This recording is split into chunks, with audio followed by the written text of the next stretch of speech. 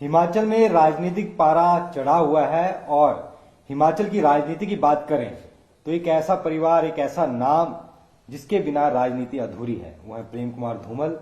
मेरे साथ इस वक्त मौजूद हैं, उनसे बातचीत भी करेंगे, समझेंगे भी उनके राजनीतिक करियर को भी और उनके विचारों को भी, और चुनाव में इस बार उनकी क्या राय है उसको भी चर्चा करेंगे। नमस्कार, आपका स्वागत है धूमल साहब। नमस्कार, आपका यहाँ पर बहुत बहुत स्वागत। धूमल साहब, इलेक्शन आ गए फिर से, आपने तो कई इलेक्शन देखे हैं, इस बार भी। इस बार क्या लग रहा है, किस तरीके की हवा आप देख रहे हैं और क्या प्रदेश में माहौल देख रहे हैं?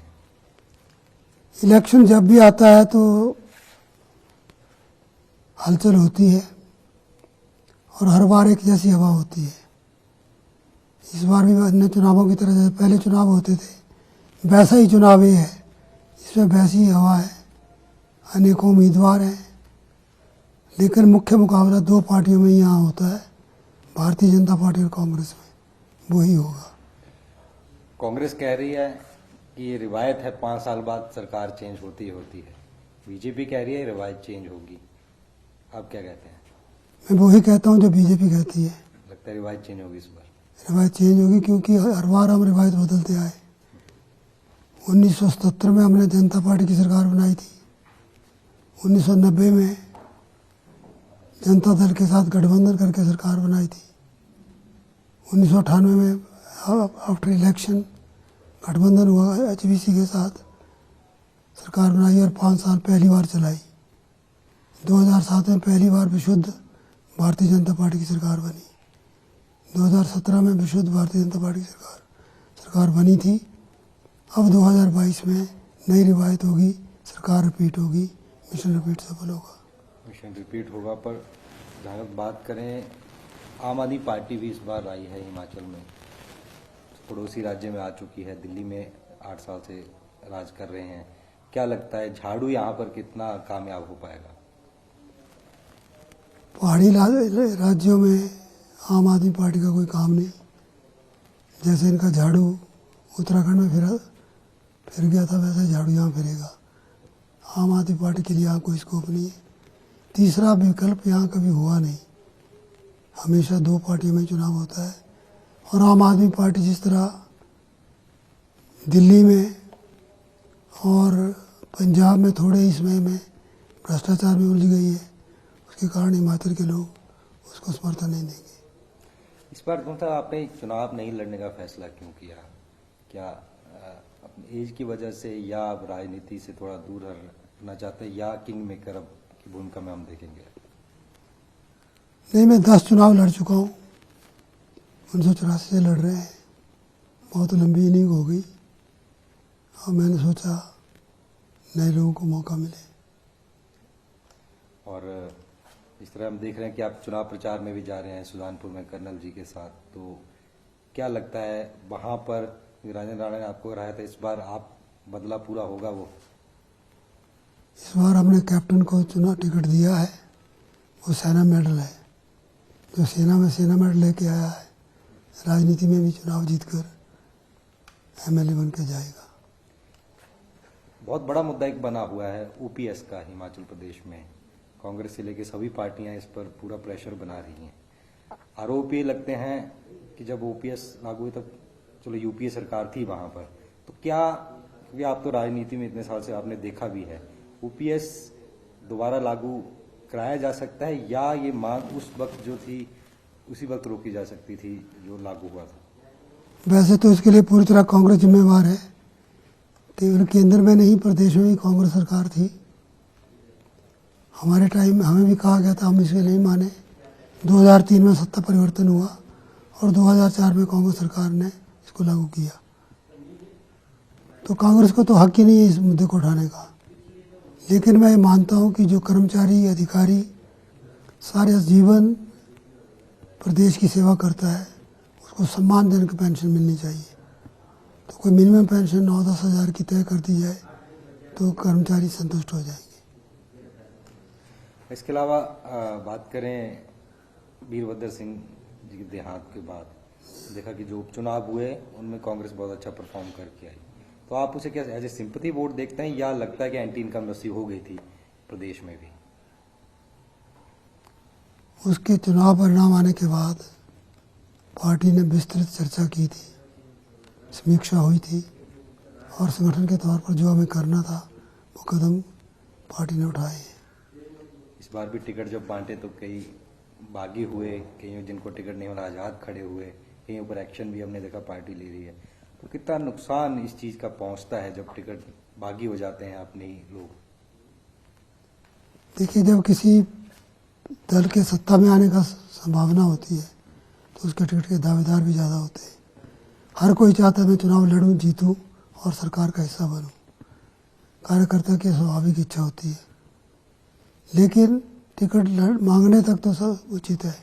टिकट जब एक को मिल जाता है तो बाकियों को उसका समर्थन करना चाहिए। मेरा सबसे आग्रह है कि इस बात को ध्यान में रखें कि संगठन उसमें आने पर सबको महत्व देता है, हर किसी का नंबर लगता ही है। आज नहीं तो कल पार्टी कुछ ना कुछ देती है, तो इसमें विश्वास रखते हुए लोगों को पार्टी को जिताना चाहिए। आपके राजनीतिक करियर की अगर बात करें तो आपने जिस तरह से पढ़ा है जगह पे, आपने छोटी जगह से शुरू की राजनीति, बाहर पढ़ाई की, आपके पिताजी फौज में थे, तो किस तरह से हुआ कि बीजेपी में ही ज्वाइन करनी है और किस तरह से आगे राजनीति में आपका पढ़ा पड़ता गया? थोड़ा दर्शकों से शेयर करें अपनी जीवन।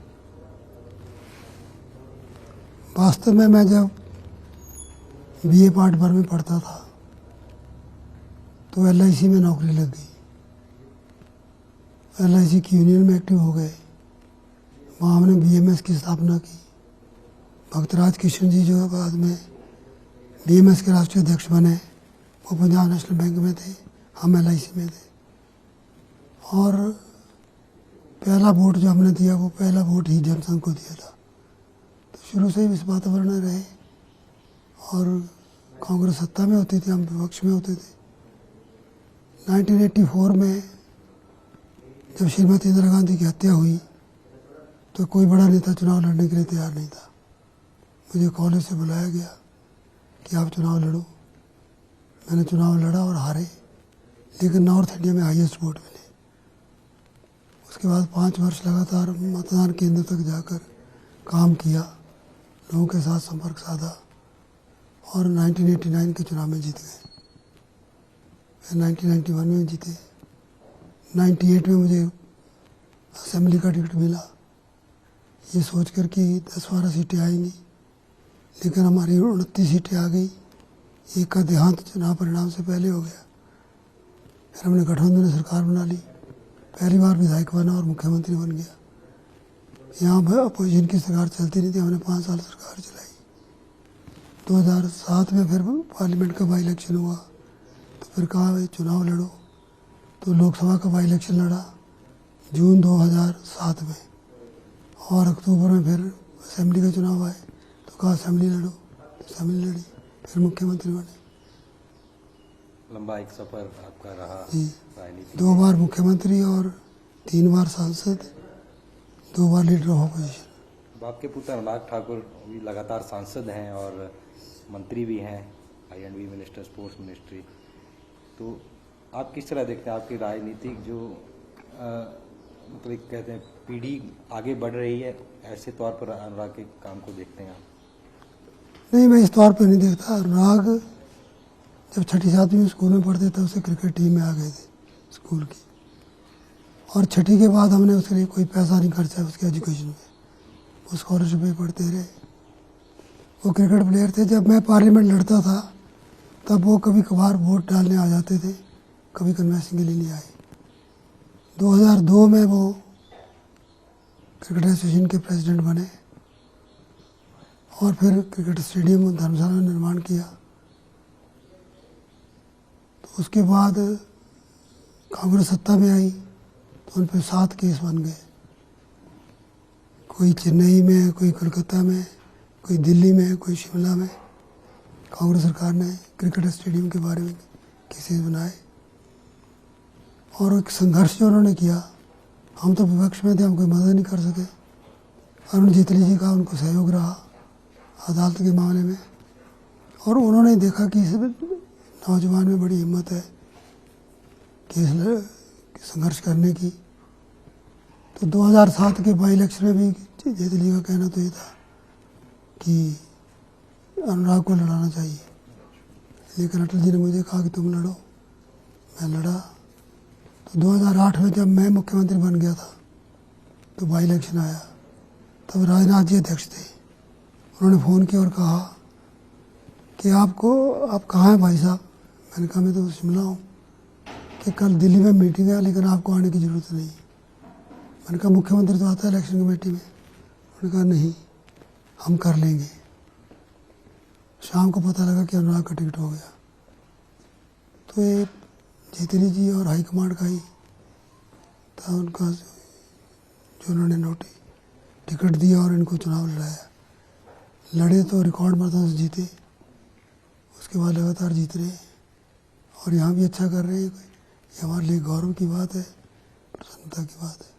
संता की बात जरूर। उस दौर की राजनीति और अब राजनीति में क्या लगता है, क्या चेंजेस आपको लगता हो गए हैं? अब चीज़ें ज़्यादा पारदर्शी हैं या पहले वैल्यूज़ ज़्यादा होती थी?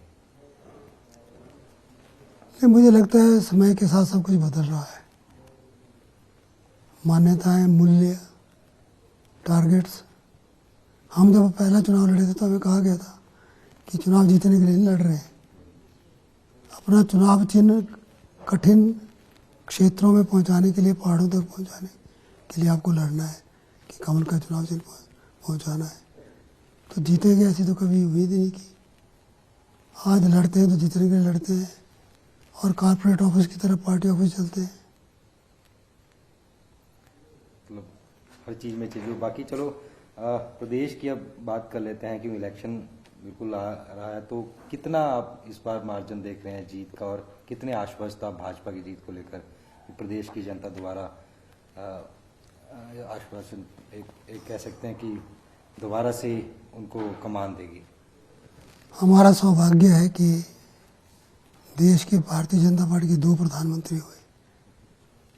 पहले अटल बिहारी वाजपेयी थे और अब नरेंद्र मोदी है। दोनों ही हिमाचल को अपना दूसरा घर मानते रहे। दोनों ने अपने अपने समय में पूरी मदद की है। मोदी जी की लगातार मदद रही है प्रदेश को, और डबल इंजन की सरकार ने बहुत से काम किए हैं।